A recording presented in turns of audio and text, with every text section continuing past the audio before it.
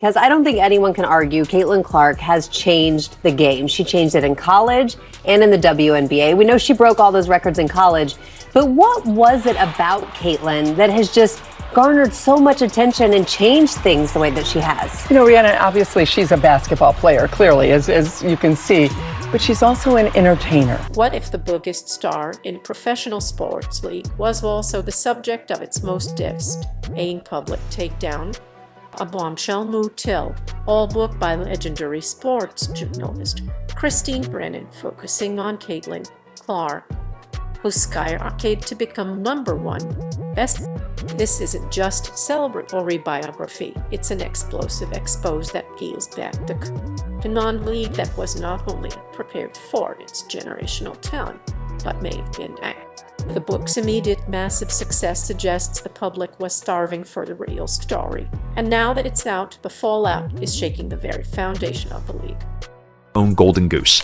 And it seems like every story or excerpt or interview that Christine does turns up the heat a little bit more on what Caitlin Clark's first year in the WNBA looked like and the lack of preparation from the league level to the players to, even logistically. This league was not ready for this phenomenon to take over.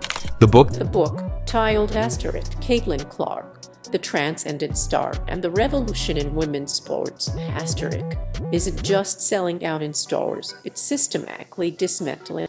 Brennan's reporting dives deep into the underbelly of the league, unearthing the jealousy, incompetence, and outright sabotage that Clark has allegedly faced from the moment she was drafted.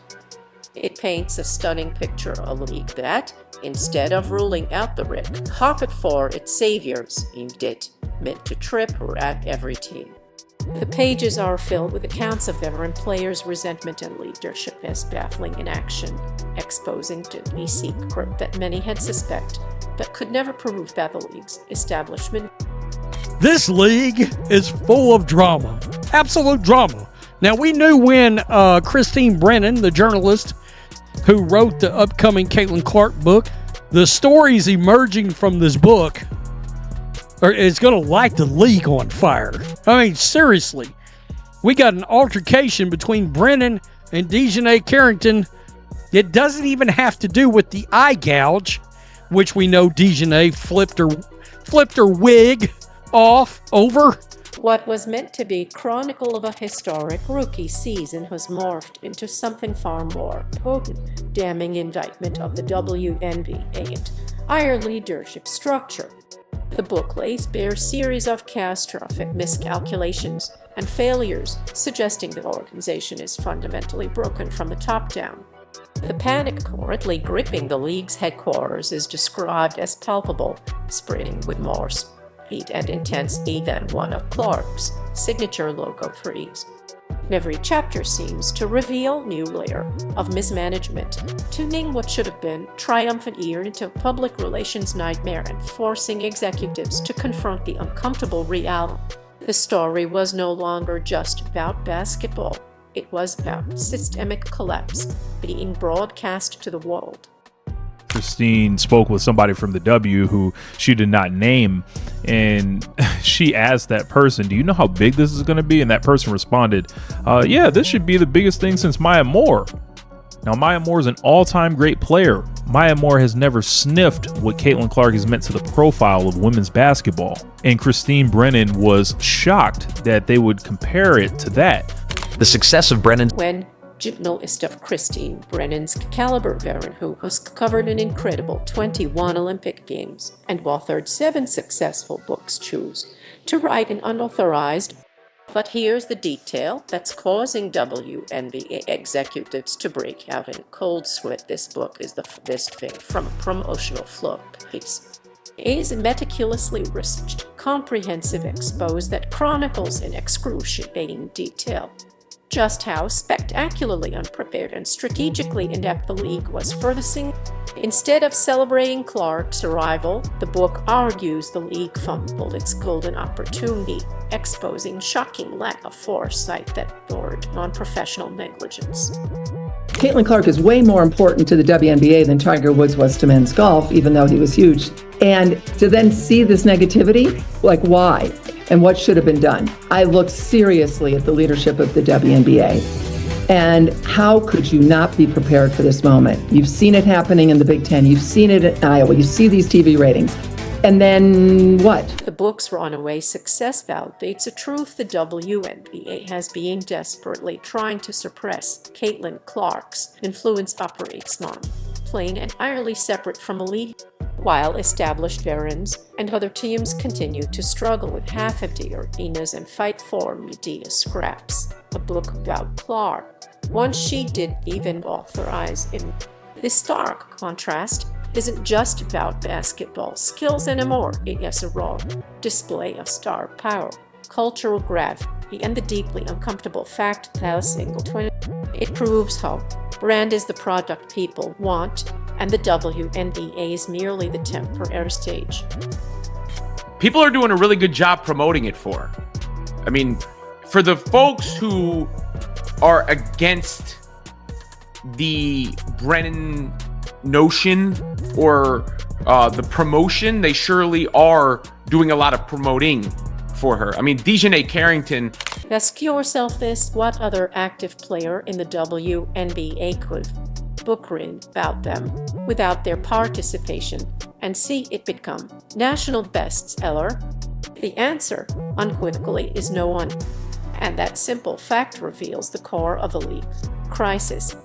While veteran players spent the season publicly complaining about the attention Clark received, questioning her merit and downplaying her impact, the free market delivered its own verdict with consumers aren't just flocking to buy this book for a feel-good sports story. They are buying it because they crave the unvarnished truth about the controversies, the locker room politics. This was public referendum on who the real star was. And this person said, well, this is probably the biggest thing that happened in the WNBA since Maya Moore. And Maya Moore is a great basketball player and deserved to have the kind of attention that Caitlin Clark is getting, but never got it. The notion that the WNBA wasn't ready for this, couldn't believe that this could happen, I think it set in motion so many of the issues and the conversations we've had about the jealousy and the concern that we see from some of the players, the cheap shot hits, Kennedy Carter last year and Marina Mabry this year, Dana, that it just was the sense that this incredible thing is happening to the WNBA and the league seems completely, utterly unprepared for it. One of the most revealing anecdotes in Brennan's book details phone call she made to a high-ranking league official the day after Clark declared for the WNBA director. The official's response was almost laughably out of touch. They compared Clark's potential impact to the arrival of Maya Moore.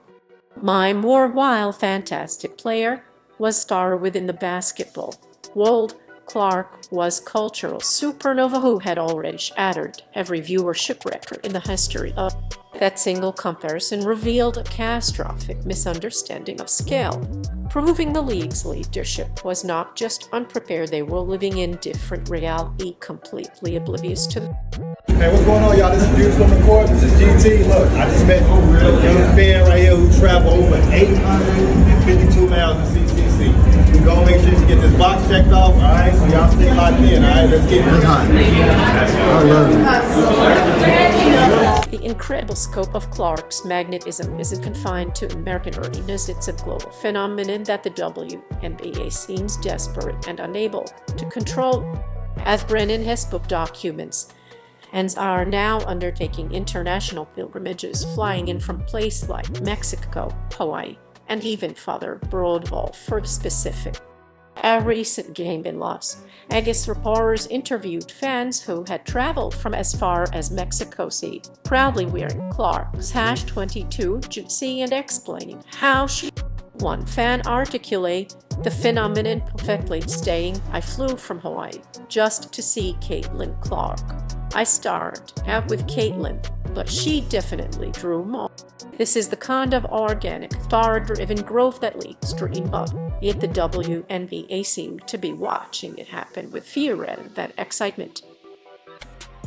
We're going on vacation to Las Vegas, and we are going to go see Caitlin Clark at the Indiana Fever against the Aces. No way!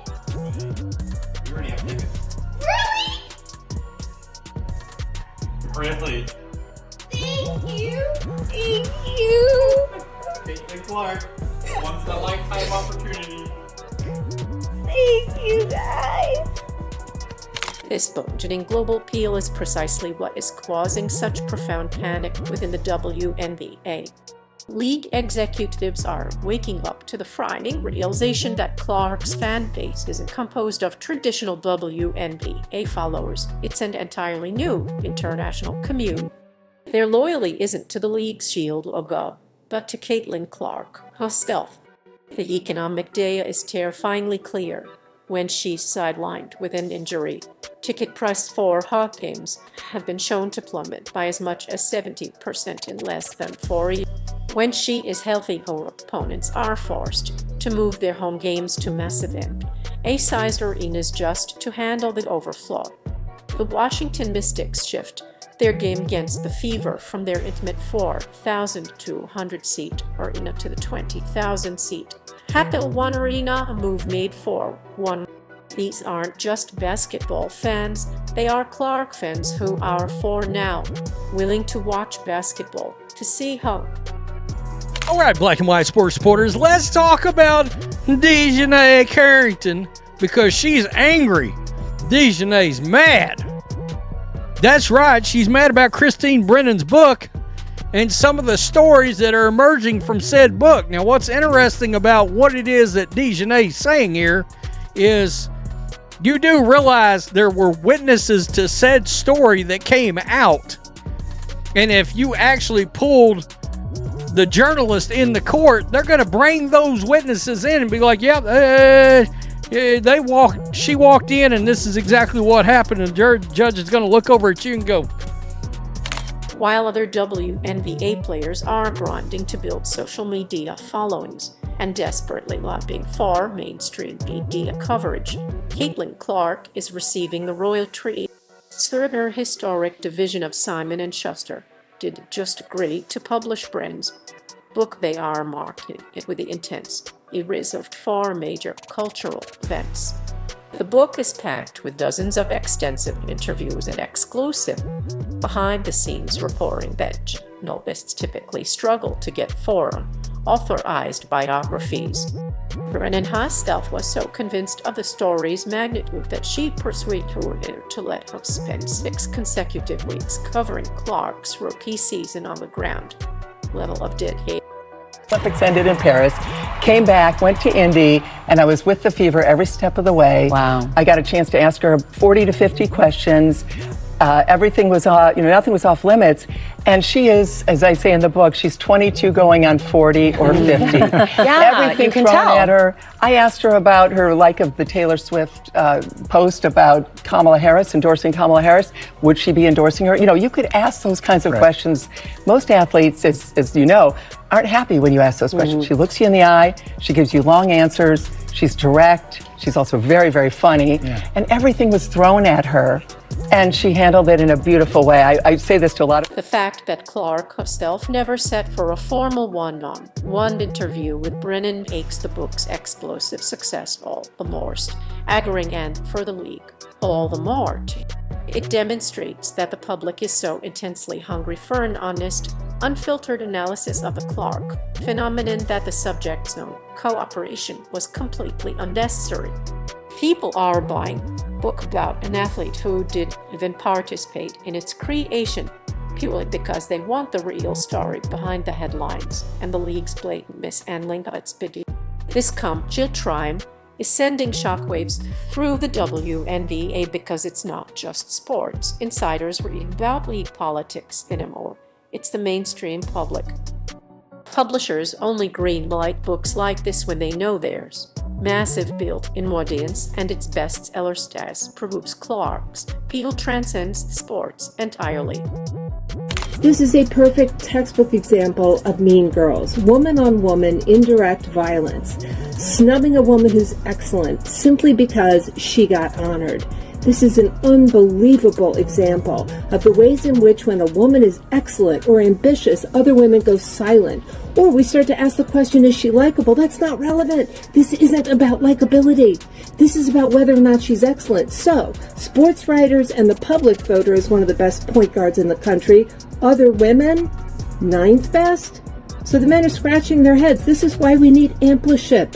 Women supporting other women in front of witnesses because they're excellent. Perhaps one of the most damning sections of Brennan's entire book expose the league's utter and complete failure to provide even the most basic protection for its biggest star. In stunning admission, one WNBA official told Brennan that players just don't get it when it comes to real media coverage, revealing shocking disconnect with a modern sports world. But the problem went far beyond media training. It was about physical safety on the court. Clark was subjected to a relentless barrage of hard fouls, cheap shots, and off-ball shoves, many of which went uncalled by officials in a way that would be unthinkable for males hours. The situation became so dire that her own teammates like Sophie Cunningham had to become her unofficial enforcers because the league refused to do its job. The issue spiraled into a PR catastrophe, with tennis legend Chris Evert publicly questioning the league's inaction and the story gaining such notoriety that even adult film actors. Here in Iowa, we were the first to realize Caitlin's pull on fans. When do you think the WNBA fully realized what it had? Publicly, I'm not sure that they really have. They certainly know, they have to know, Keith, but in terms of the comments, in terms of the way the commissioner, Kathy Engelbert, who I've known and I like, the way she has trouble talking about Caitlin Clark, or if she's asked about Caitlin, then she will say, well, Caitlin and Angel. Well, she wasn't asked about Angel, she was asked about Caitlin. The financial implications of the league's incompetence are simply staggering. Sports economist Ryan Brewer projects that Caitlin Clark's total economic impact could approach a jaw-dropping $1 billion in her rookie season alone. That figure isn't just ticket sales, it encompasses a massive ecosystem of merchandising, tourism, national television deals, and the halo effect she brings to every city while other players are still struggling to translate their social media metrics into tangible income. Clark is single-handedly propping up an entire economic engine.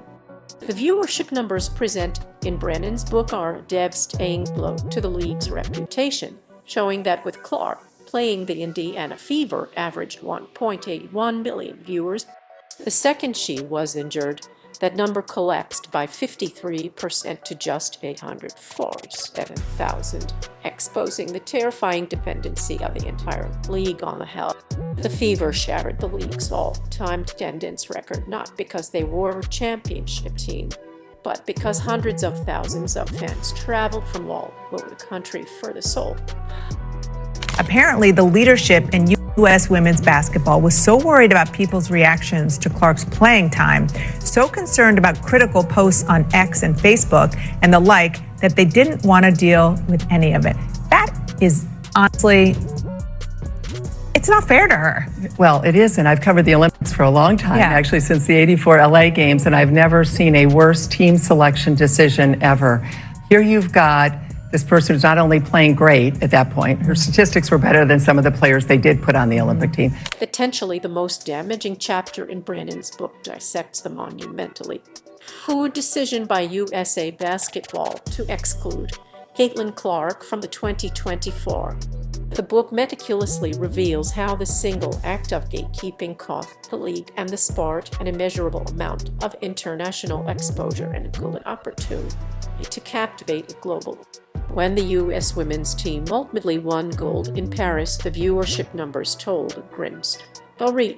The final game against France drew 7.8 million viewers, a respectable number on its own, but it was the worst viewership for a U.S. women's basketball gold medal games. In a stunning blow, even the women's soccer gold medal match drew a significantly larger audience. The blunder was so obvious that the Washington Post named the decision to snub Clark as one of the very worst sports decisions of 2024. Adding insult to injury, selection committee member John Staley later admitted on NBC that if they could do it over, Clark would be in really high consideration. I can confess. And started her own league because of the way she's been treated. Would that work? What do you think? You know, it's interesting. I thought of that too. Nike loves her. Nike, she's got Wilson, obviously. She's got Gatorade. I mean, even though the salary's, what, $76,000 for a rookie, more this year now. You know, she's making, what is she, $28 million just from Nike alone, according to Wall Street. So she's at, you know, $40 million or whatever. Okay, so fine. So she's doing great. And if Nike said we're going to make the Nike Clark League, right? You know, obviously it takes a few years to get the arenas and whatever, but you know the TV contract. I mean, it's Caitlin. The incredible success of Brennan's unauthorized book serves as definitive proof that Caitlin Clark has evolved into something the WNBA was never prepared for. True cultural icon who, arriving more than 5 decades after Tyle Roman died, to open the doors for women in sports. Clark represents a paradigm shift. Her impact is not measured merely in points, lists, or even viewership records. It is measured by the way she has fundamentally altered how mainstream America perceives, discusses, and considers. She is not just playing the game, she is changing the entire landscape. Brennan's book meticulously documents how Clark Peel shattered domestic boundaries and became a truly international affair, with fans from across the globe purchasing how much is precisely this global, personal brand loyalty that makes the WNBA so profoundly noticed, because it offers undeniable proof that Clark's identity is vastly bigger and more. When Brennan was asked about the speculative but tantalizing possibility of Clark starring her rival league, her response was chilling for the WNBA establishment. The book is a stunning revelation that Caitlin Clark is named and estimated $40 million annually from her endorsement deals, while her official WNBA salary is a mere. The staggering financial disparity illuminates the core power dynamic at play with brutal Clark. Caitlin Clark does not need the WNBA, but is this reversal of leverage where a single player holds the fate of the entire league in her hands that is causing such profound and widespread discomfort among the old Howard and League of. They are no longer in control, and they know it. The sheer panic now coursing through the WNBA isn't just about one best-selling book. It's about the horrifying realization that their entire operational and market. For decades, the league struggled to create self-sustaining product with broad appeal. Then in single season, one rookie phenom arrived and instantly became the sole factor separating the league from total irrelevance. When the success of your entire enterprise hinges on the health of one person, every minor injury scare becomes full-blown existential crisis. Brennan's book exposed how the league's marketing department was caught completely flat-footed, possessing no comprehensive strategy to capitalize on Clark's meteoric rise. No, Brennan's fearless commitment to telling the unvarnished truth is a breath of fresh air, documenting what actually happened on the ground rather than bowing to pressure to protect fragile egos or mates.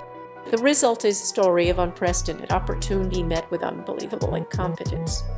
If you found this deep dive as fascinating as we did, make sure to hit that like button, subscribe to the channel, and click the notification bell so you don't miss. We want to hear your take. What do you think is the most shocking revelation from this entire situation? Drop your thoughts and opinions in the comments section below.